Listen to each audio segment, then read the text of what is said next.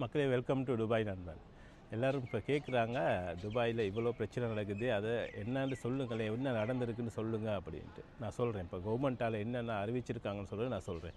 இதுவரையும் யுஏஇ ஏர் டிஃபென்ஸால் எங்களுக்கு கவர்மெண்ட்டால் அறிவிச்சிருக்கிறது வந்து ட்ரோன்ஸ் 941 ட்ரோன்ஸ் வந்திருக்கு யுஏஇக்கு. அந்த 941 ட்ரோன்ஸில் 876 ட்ரோன்ஸையே சரியாக யுஏஇ டிஃபென்ஸ் இதால் மேலே வச்சே டெஸ்ட்ராய் பண்ணிட்டாங்க.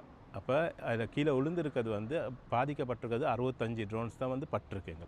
அதுக்கு பிறகு வந்து க்ரூஸ் மிசைல் வந்து 8 வந்திருக்கு, 8ஐயும் மேலே வச்சே டிஸ்ட்ராய் பண்ணியிருக்காங்க.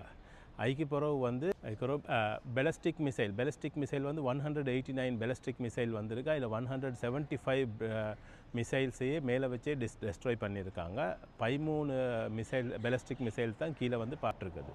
அப்போ கல்ஃபில் எங்களுக்கு விளங்குற மாதிரிக்கு கூட துபாய்க்கு தான் இதாக இருக்குது. ஆனால் மக்களுக்கு விளங்காத அளவுக்கு அது எல்லாத்தையும் கவர்மெண்ட் வந்து அழகாக சமாளிச்சிட்டாங்க. மக்களுக்கு ஒரு பாதிப்பும் இல்லாத அளவுக்கு, மிச்சமே பாதிப்பு குறைவான அளவுக்கு கவர்மெண்ட் வந்து எங்களை சேஃபாக பார்த்துட்ருக்காங்க. இதுக்கு தான் நாங்கள் சேஃப் கண்ட்ரின்னு சொன்னோம். இது தான் மக்களே உண்மையான விவரம். ஓகே, இது கவர்மெண்ட்டாலே வெளியிட்ருக்குது. அதை சுற்றி மற்றவங்க அது இது போடுறாங்கலாம் நம்ப வேணாம்.